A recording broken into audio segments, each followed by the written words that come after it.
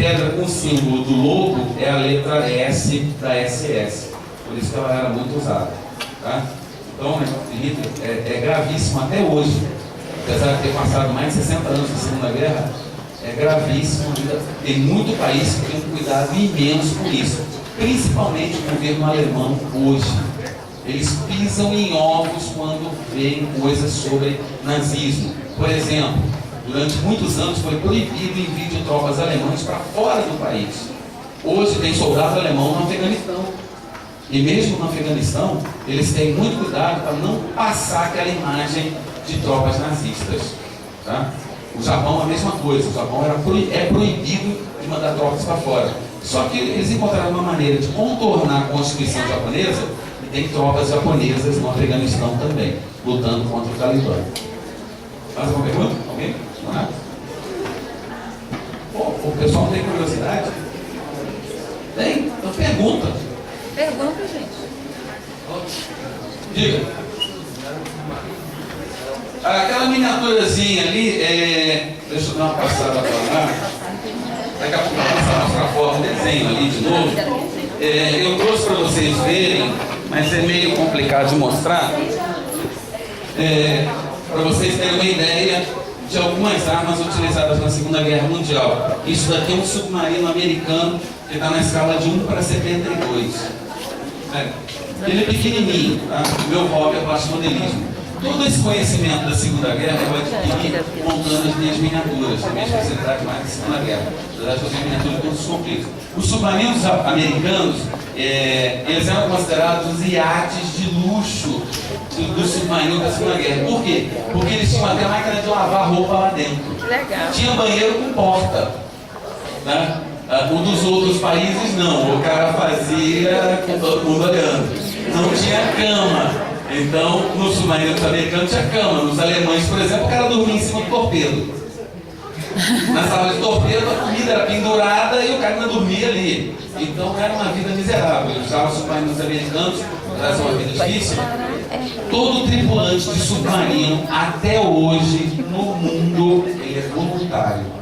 Tá? É voluntário. Por quê? Teve acidente de submarino, tu vai morrer.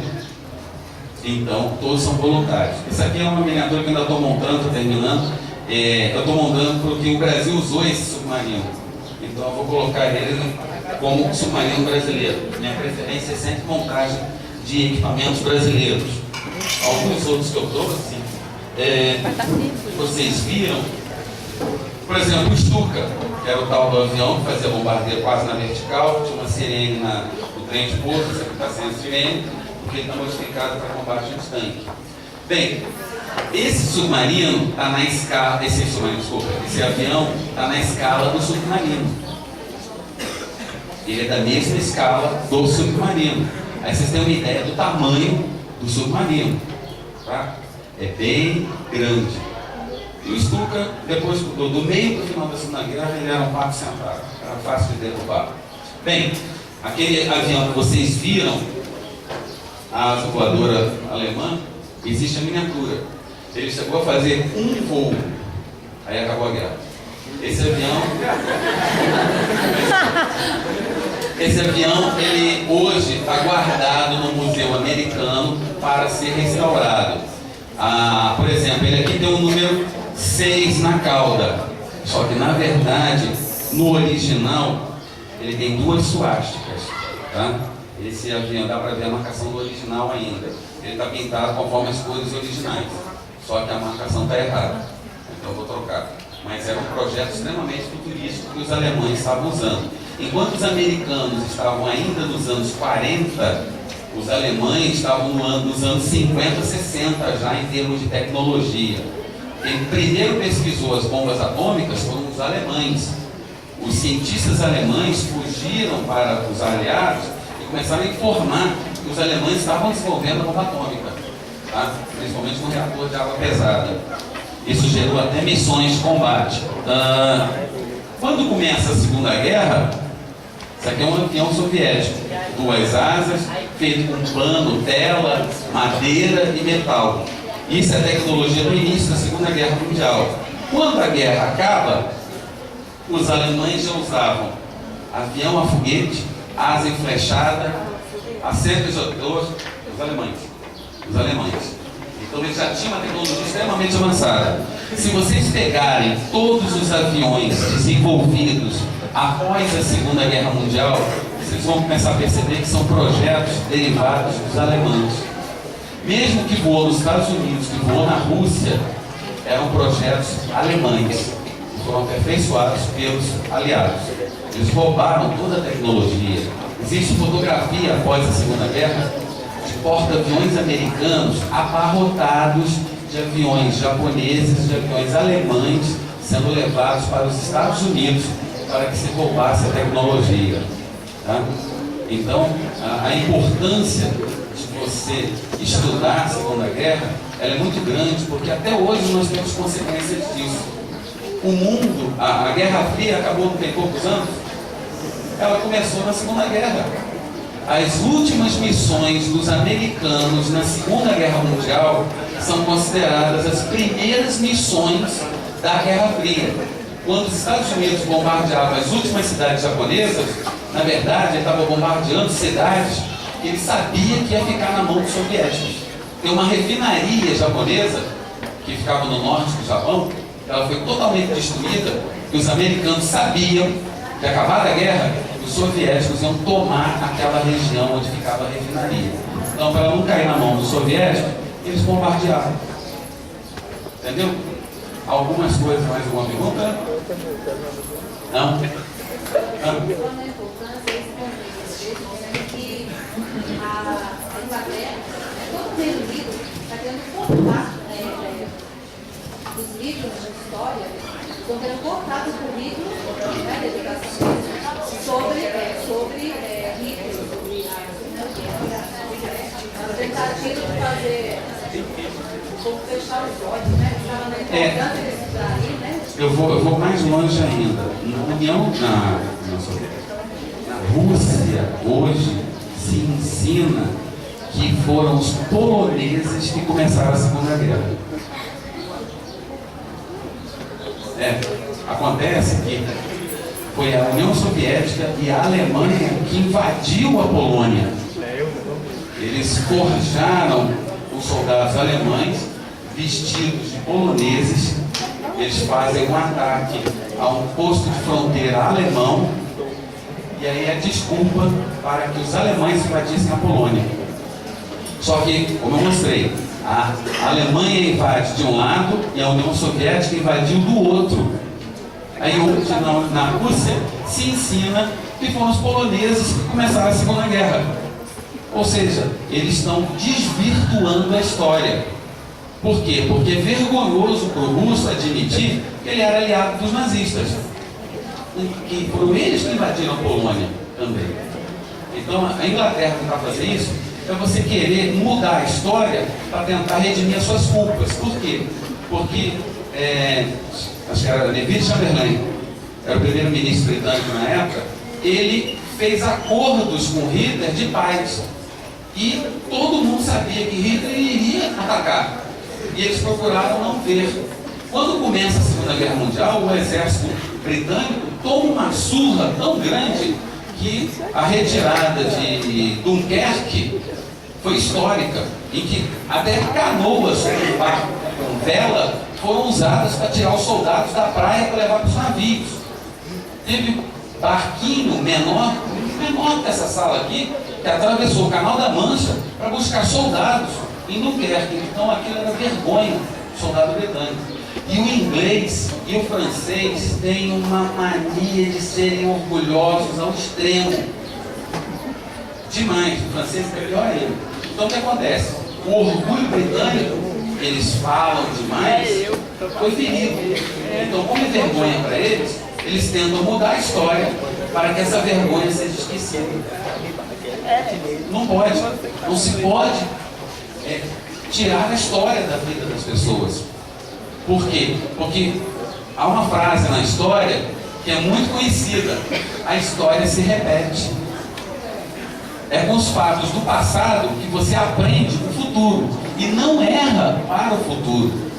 Galera, a Primeira Guerra Mundial foi considerada a guerra de todas as guerras. e não teria mais nenhuma guerra mundial, porque morreu tanta gente que o mundo ficou chocado. O que aconteceu? Segunda Guerra Mundial.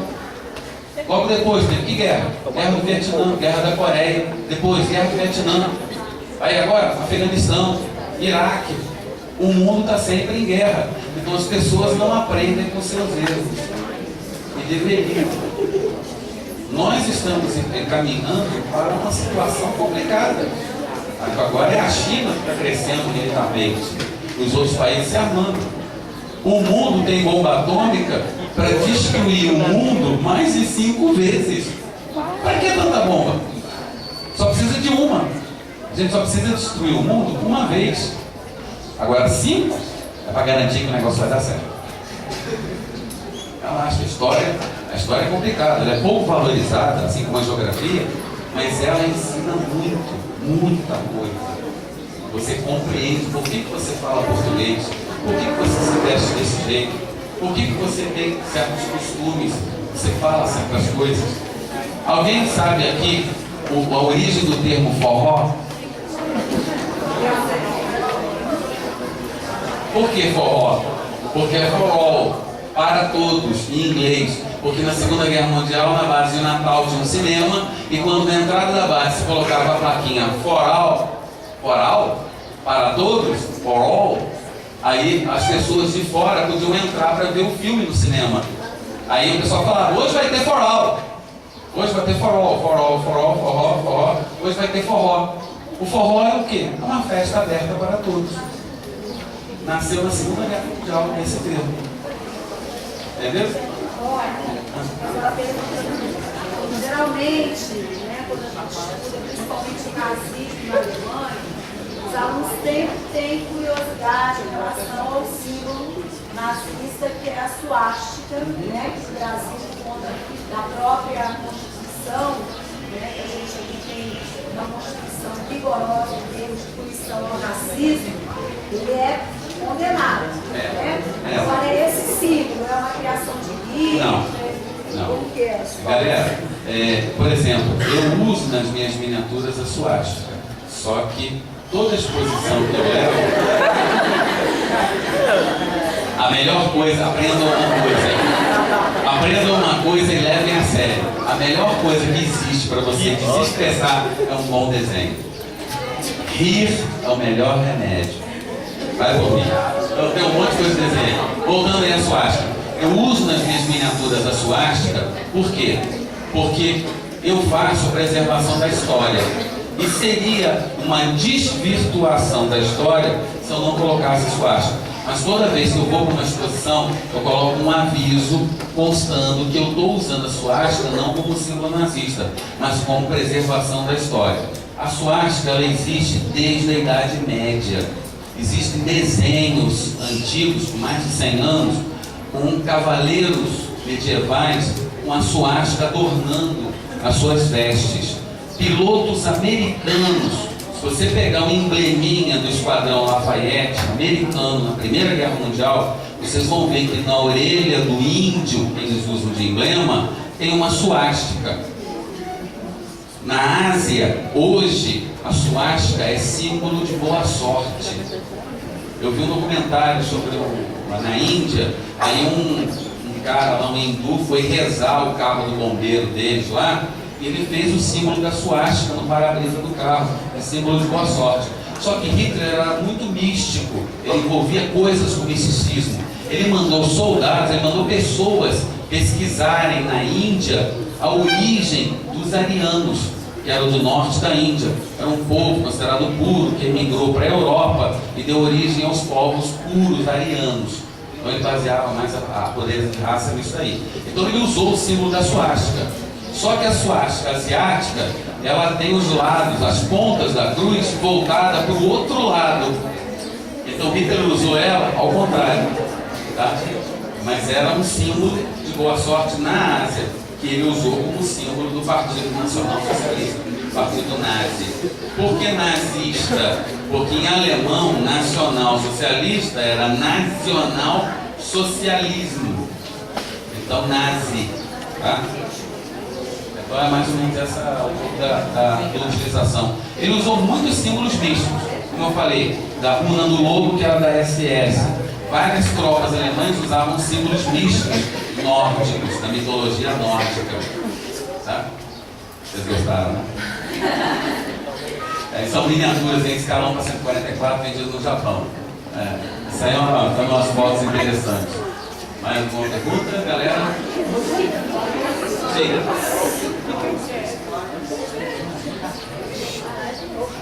Quais os principais? Segunda Guerra Mundial, principais batalhas.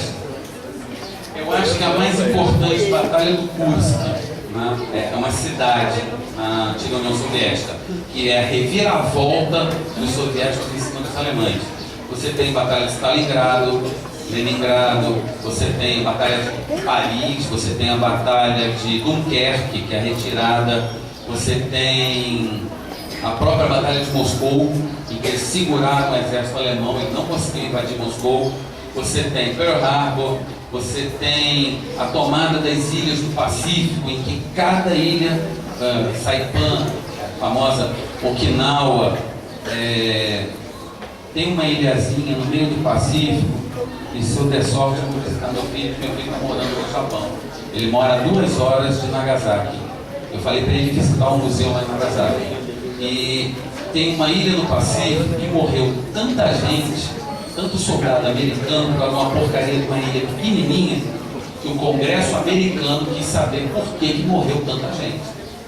Tá? As cartas de Iwo Jima. Iwo Jima é a cidade que eu quero, é o lugar que eu quero conhecer. Eu estou tentando ver se tem voo para lá e como é que eu faço para ir do Japão para lá. É mais fácil eu ir para o Japão e do Japão ir para Iwo Jima. Certo? As cartas de Iwo Jima realmente elas existiram. Aquilo que você vê no filme, aquilo que você vê no Star Wars, aqui eu também gosto. Aquilo que você vê no filme das cartas de Iwo Jima são baseados em fatos reais. Por exemplo, o general comandante de Iwo Jima, japonês, nunca foi encontrado o corpo dele. Eles acham que o cara, ele se vestiu de soldado e foi com o resto de uma tropa fazer um ataque suicida à noite. Eles nunca encontraram o corpo dele. Outra coisa, quem viu o filme, ele percebe que aqueles soldados que levantaram a bandeira lá em cima, quase todos morreram. Só sobreviveram 3 à guerra. Da ilha, morreram 2, logo depois. Dos 6 ou 7 que acharam a bandeira, 2 já morreram logo em seguida. Então, os 3 últimos vivos, eles veio uma ordem do governo americano para tirar eles de lá. Durante o filme vocês percebem que um era descendente de índio, ele era discriminado constantemente. Galera, a segregação racial nas Forças Armadas Americanas só acabou perto dos anos 50 com uma ordem presidencial. Tá? Havia um racismo imenso na Segunda Guerra Mundial. Tanto que se você pegar um filme, Tuskegee Airmen, os pilotos de Tuskegee eram pilotos negros. Eles eram tratados como inferiores. Se você pegar fotos da Segunda Guerra Mundial, você vai ver que soldados negros americanos, os negros, eles eram usados para quê? Desarmar bombas em praia, de tirar campos de mina, descarregar navios de munição, e um deles explodiu na Segunda Guerra. Durante o descarregamento só morreram, a maioria eram negros. Então eles só eram usados para funções assim especiais. Entendeu? Aí você pega o soldado brasileiro, manda ele para a Itália. Quando desembarca na Itália, o que acontece? Dentro do exército brasileiro tinha japonês, alemão, preto, branco, amarelo, aquela mistureba. Aí você manda para lutar com os americanos, os caras, olha, tudo misturado e lutando de igual para igual. Só teve um probleminha. Quando os soldados brasileiros desembarcaram na Itália a primeira vez, o uniforme brasileiro tinha a cor quase igual a dos alemães. Então muitos soldados foram xingados, cuspidos, ofendidos, pensando que eram prisioneiros alemães, e na verdade eram os brasileiros chegando. Aí chegaram lá, trocaram os uniformes americanos. para não ter problemas. Ok?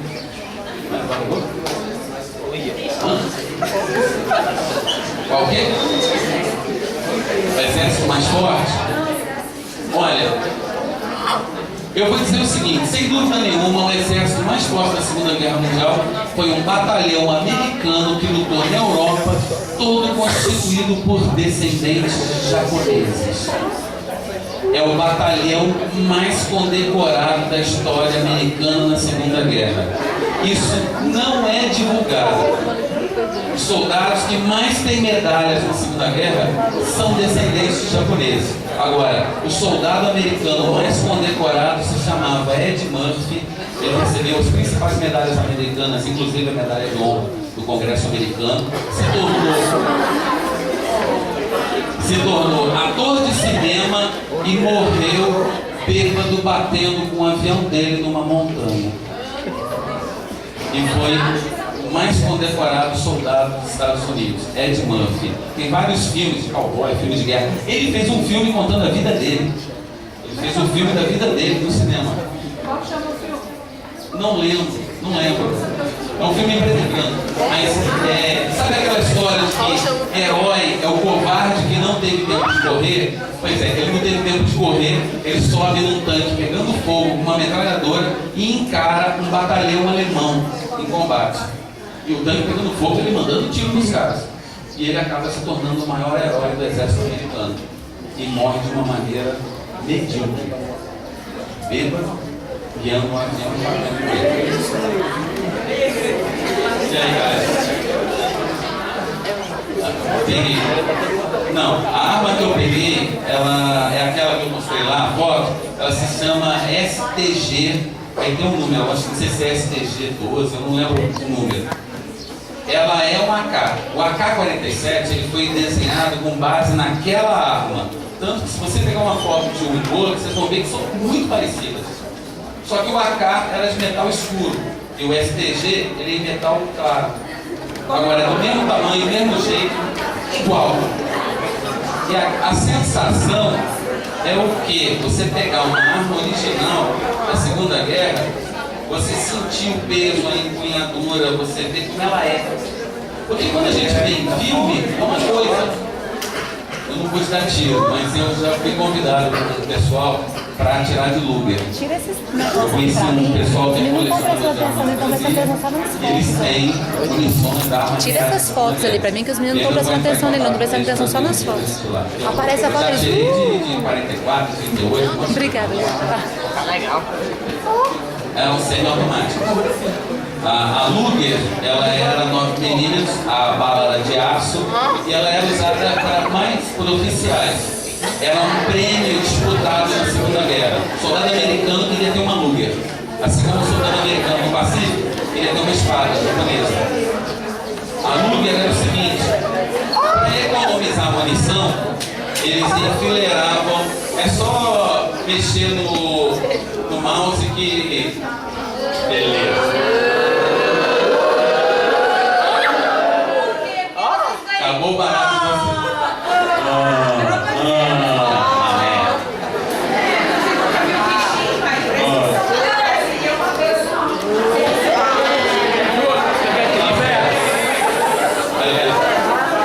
Fica olhando aí o avião mais fantástico que existiu até hoje. Seguinte, na Segunda Guerra, os oficiais dos grupos de extermínio, por exemplo, essa cena tem no filme A Lista de Schindler. Eles enfileiravam 6 ou 8 pessoas e o cara chegava com a Luger na frente, dava um tiro. Ela furava os 6 ou 8. Essa coluna de cimento aqui, a Luger fura. Era uma arma que tinha uma potência enorme. O equivalente americano era 45. Só que a 45 tinha um coice miserável. Quando você vê em filme o cara atirando de 45 assim, é meio complicado, porque se ele não segurar direito, quebra o pulso do cara. O coice é grande. É uma arma pesada de tiro. Então eles usavam. É o que a gente chama de munição militar. O que é munição militar? É a munição que tem poder de parada. Galera, vocês ouviram falar que na África os ingleses lutaram contra os Zulus. O Zulu é um negão desse tamanho, dessa largura, que vinha para cima dos ingleses. Aí o inglês pegava o fuzil deles, dava um tiro, nada. 2 tiros, nada. 4 tiros, nada. E o negão vinha para cima gritando. Aí o que aconteceu? Após essa guerra, eles começaram a pesquisar pela primeira vez o desenvolvimento de armas que tinham poder de parada. Por isso que a munição militar, ela dá um tiro, pega de raspão no braço, ela arranca o braço. Porque ela tem poder de parada. Então, a 45, uma munição que ela faz um buraquinho desse tamanho na frente e um rombo desse tamanho atrás. Porque é para parar o cara. A Thompson é calibre 45, só que o que modifica é o cartucho. Então o que acontece? Na Segunda Guerra já tinha isso, na Primeira Guerra já tinha isso. Então as pessoas que voltavam da guerra, vocês viram pequenas fotos ali da Primeira Guerra Mundial, mas na Segunda Guerra Mundial aconteceu a mesma coisa. Alguns pilotos brasileiros deram baixa na guerra, durante a guerra, porque estavam com problemas de saúde. Teve um piloto brasileiro que se matou. Isso não é divulgado. E duvido que você vai achar isso em qualquer livro. Ele não aguentou a pressão. Durante o treinamento nos Estados Unidos, um piloto brasileiro, simplesmente, ele voando, ele desceu direto no chão. Ninguém sabe por quê. Então, isso é a fadiga de combate. Você vê na cara da pessoa que ele não aguenta mais. E aí vem os problemas da guerra. A pessoa, eu já conversei com pessoas. Eu tive um professor de primeiro ano, segundo grau, ele era ex-combatente na Itália. Ele só chamava as alunas de galinha. Safada. Seus filhos disso, ó, cala a boca aí, não sei o que. Ele era totalmente neurótico. A gente pisava em ovos com ele. Ele tinha lutado na Segunda Guerra. Eu vou contar uma coisa para vocês, que a família da minha esposa é descendente de espanhóis. Um dos espanhóis, que não é da família, veio da Espanha e ele lutou. Todos os velhos da família da minha esposa lutaram na Guerra Civil Espanhola. Esse cara, ele nunca casou, nunca teve filhos, não é padre e não, ele talvez namore, talvez. O que aconteceu? Na Guerra Civil Espanhola não tinha prisioneiros. Qualquer lado que pegasse o outro, matava. Então o que acontece? Ele vinha numa patrulha, ele não vinha, ele vinha numa patrulha com o pessoal contrário ao governo espanhol, e eles entraram numa casa, era inverno, estavam passando fome, entraram numa casa para se proteger e acharam uma menina. Ela deveria ter seus 14 anos de idade. Ela estava toda arrebentada. Uma patrulha governista fez a festa com a garota. E estava toda machucada. Ela ia morrer, porque ela, além de ter sido violentada várias vezes, ter sido espancada, ela estava doente com fome. E aí eles tiraram o palitinho para ver quem ia matar a garota, porque eles não tinham comida nem para ela. Sobrou pro cara. Ele nunca casou, nunca teve filhos, não se importa com mulher, ele não fala sobre isso. Quem me contou foi meu sogro, que era amigo deles. Ele tem sensibilidade mesmo, Então, porque ele teve que matar a garota. É aquela história. Quando você vê no filme, é uma coisa. Quando você vive a coisa, é outra. Eu já vi cena no YouTube de um cara na Iugoslávia pedindo de joelhos para não ser morto. Na outra parte do filme, ele está com a cabeça num topo, o cara com o pé na cabeça dele e um machado na mão. Tu já sabe o que aconteceu. Na Bósnia, um casal ficou famosíssimo. Eles foram enterrados juntos. Eles foram tentar atravessar uma ponte, o cara levou um tiro, caiu. A garota voltou para pegar ele, tomou um tiro, caiu, os dois morreram juntos. Ela se arrastou e abraçou. Ninguém conseguia tirar o corpo deles do lugar, porque os atiradores atiraram. Aí um blindado do exército, acho que francês, que estava ali em Paris, São Pais, ele encosta, os corpos já estavam inchados, e recolhe os dois, joga para dentro e sai vazado. Eles estão enterrados juntos lá na Bósnia. Então, galera, ver filme de guerra, é legal você quer, comando qualquer, aqueles jogos de primeira pessoa, sai atirando, Call of Duty, pô, é legal.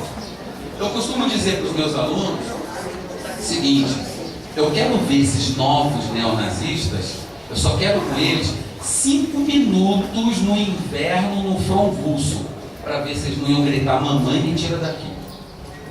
Só 5 minutos. Em que o cara, para ir no banheiro urinar, ele não botava para fora. E às vezes urinava na calça. Congelava tudo, ele morria de gangrena. Em que o cara tirava a bota, o pé estava preto de gangrena por causa do frio, congelava no frio. Em que as pessoas morriam congeladas, sentadas. Parava sentado, descansava e morria congelado. Em que tem fotos de cabeças estouradas, corpos mutilados. Eu vi uma foto no desembarque de Dunkerque, um obus de artilharia alemão acertou um navio. Aquilo ali que estava no chão eram 2 caras, mas tinha assim, uma mancha no chão, um pedaço de perna para um lado, para o outro, braço e tal, e nada. Você não via nada, só uma massa. Então você vê em filme, é legalzinho, jogar é legal. Agora, vê na realidade. Na Bósnia, uma repórter entrevistou um atirador de elite. Bateu um papo, eu tenho essa reportagem no jornal. Acabou a reportagem, ela foi embora. Ela estava quase chegando no prédio, ela só escutou o zunido e a bala batendo na parede, em cima da cabeça dela. Era o cara que ela entrevistou, mandando um recado para ela. Não, ela não morreu. Ele só mandou um recado. Da próxima ele mata. Ela tinha acabado de entrevistar o cara. Então, gente, assim como eu aprendi coisas da guerra que eu expliquei para vocês, eu li e vi coisas que eu deixo quieto. Existe um livro chamado Os Mestres da Morte. Ele trata só dos grupos de extermínio dos alemães no início da guerra. Por que foi criada a solução final nos campos de concentração? As câmaras de gás.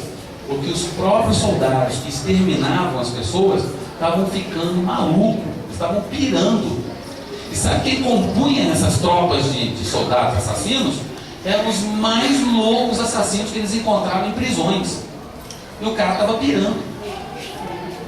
Gente, brincadeira é brincadeira. Mas vai na vera, vai na verdade, para ver se não entra em desespero. Eu vou dizer uma coisa para vocês: eu fui PM no Gama. Eu sou um cara que paga 1.000 para me entrar numa briga e 10.000 para me sair dela. Eu detesto briga, eu gosto de paz. Apesar de viver constantemente com guerra, eu gosto de paz, adoro paz. Meu sonho é morar na beira da praia, vivendo em paz. Sabe quem curtiu isso aqui? Paisagem. Pô, eu sou professor de geografia, eu tenho que analisar o relevo do local.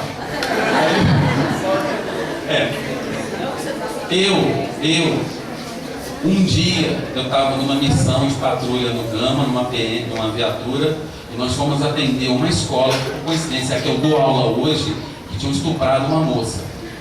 Nós saímos a bala. Eu era aluno, eu andava desarmado, só com cacetete.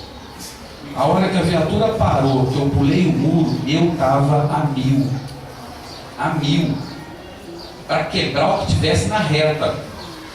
Quando eu olhei, eu estava no meio do colégio, sozinho, desarmado, só com cacetete. Eu parei, caiu a ficha, eu vazei de volta para a viatura. E eu detesto briga, não gosto de guerra, mas eu estava amigo. Você injeta adrenalina de um jeito, você perde a noção das coisas. Em combate, pega o filme Gladiador. Você vai ver lá na hora que ele vai entrar em combate a primeira vez, e como gladiador, que o cara do lado dele se mija todinho, de medo, ele tem pânico. Você encontra isso em combate. O cara se desespera e bota todo mundo a perder. E só sobrevive quem? Quem encara, vai pra cima. Então, guerra é uma coisa que é bacaninha, para dizer assim, lá na televisão. No jogo, nunca queira se envolver numa. Você entra em pânico. Bala batendo do teu lado e você não ter como correr, você entra em pânico. E é isso que o soldado vive meses, anos. E quando acaba a guerra, como eu conheci um cara que conheceu essa pessoa após a guerra do Vietnã, durante anos o cara dormia com a 45 debaixo do travesseiro. Que uma enfermeira se casou com um soldado americano que lutou no Vietnã, durante meses, ela para acordar e sair da cama, ela tinha que tomar o maior cuidado, porque o cara estava armado. E ela se mexia com cuidado na cama. Por quê? Porque ele ainda sofria problemas da guerra. É a fadiga de combate. Que hoje tem uma parte da medicina que estuda isso. Esses problemas psicológicos, psiquiátricos dos ex-combatentes. E soldado não tem idade não, hein? Na África tinha um menino de 6 anos que o apelido dele era Hitler. O moleque, a foto que eu tenho dele, ele está com um AK-47 e uma mochilinha de ursinho. Ele é um menino de 6 anos. Tratamento essa criança não tem. Ele não se recupera. Ele não consegue ser reintroduzido na sociedade. No caso, tem menores, 6 anos, 7 anos, que já mataram 4 ou 5 pessoas. Eles não têm tratamento. Isso quem me falou foi professora que atua dentro do CAD. Então não trata, não tem como. Ou ele morre ou ele fica preso. Ele não pode ser colocado na sociedade. Ele vai matar qualquer pessoa como se troca de camisa. Ele perdeu a noção das coisas. A maior dificuldade é tratar um ex-combatente. É coisa para muitos anos. Gente, eu só dando aqui uma palavra final, né? Assim, as lições que o professor deixou hoje, nessa manhã, né? Para todos nós, significativas.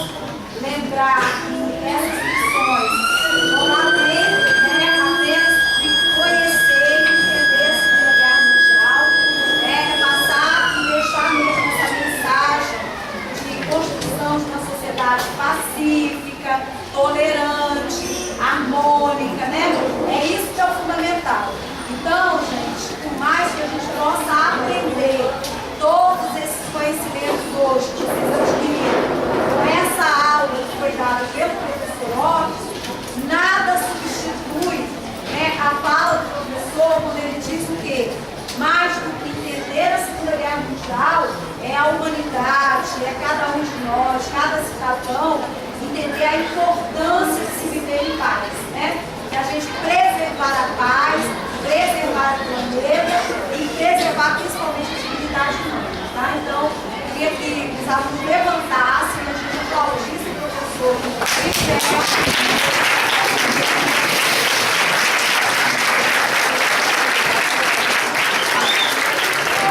Mais aplausos, por favor.